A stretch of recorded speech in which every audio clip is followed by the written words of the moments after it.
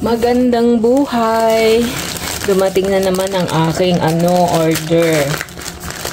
Ayan, ako'y na sa cow order. Ayan,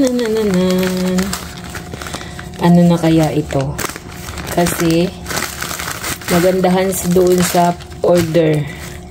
Happy Sweet Day, may card pa siya.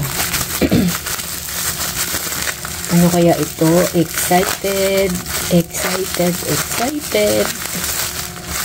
Tadaan! Excited much. Ayan.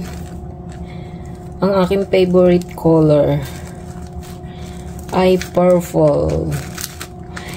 Ayan, meron pa siyang free na sponge. Oh, face sponge. Tapos, meron pa siyang freebies. What's this? Freebies na... What's this? May freebies pa siya, ha? Ano kaya ang freebies? Tingnan natin. Aba. Ito pala hindi freebies. Ito yung order ko, guys, na freshwater pearl. Yung nakaraan, 10mm, medyo malaki. So, nag-order ulit ako ng bago, 8mm. Ayan. Medyo maliit-liit siya ng konti. Ito yung order kong freshwater pearl.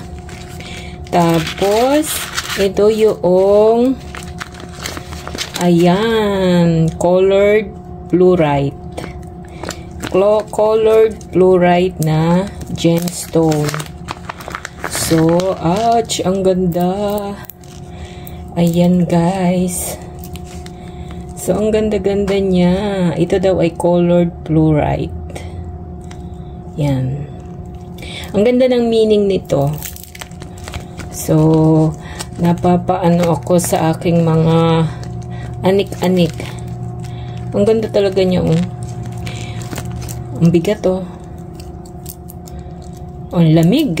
Ang lamig niya, ang lamig-lamig. Tapos ito ay ang money magnet. Sama-sama na maraming mga gemstones to nakasama. Ayan. Ito ata tiger eye, ito jade, ito citrine. Ayan. So money magnet, baka yayaman na ako dito. Siguro yayaman na ako sa suot ko ito. Kailangan daw ang gemstone ay sa left hand isuot. So, ito ang aking bagong pinagkakaabalahan today. Yes. Ito ang type ko talaga. Ang ganda niya, oh. Ang ganda-ganda. Ito ay fluorite. Ayan. Oh, cold. So, guys, ito na yung freshwater pearl. Ayan. Tapos, ito yung fluorite. Yan. Ito yung aking pinagkakaabalahan today. 8mm to. Yung nakaraan kasi na order ko dati, 10. Medyo malaki siya. So, nag-order ako ng bago. At pinatignan ko to sa jewelry store dito sa amin. At totoo nga daw na freshwater pearl. Totoo talaga siyang freshwater pearl. Hindi siya yung fashion na pearl. Kunya-kunyarian.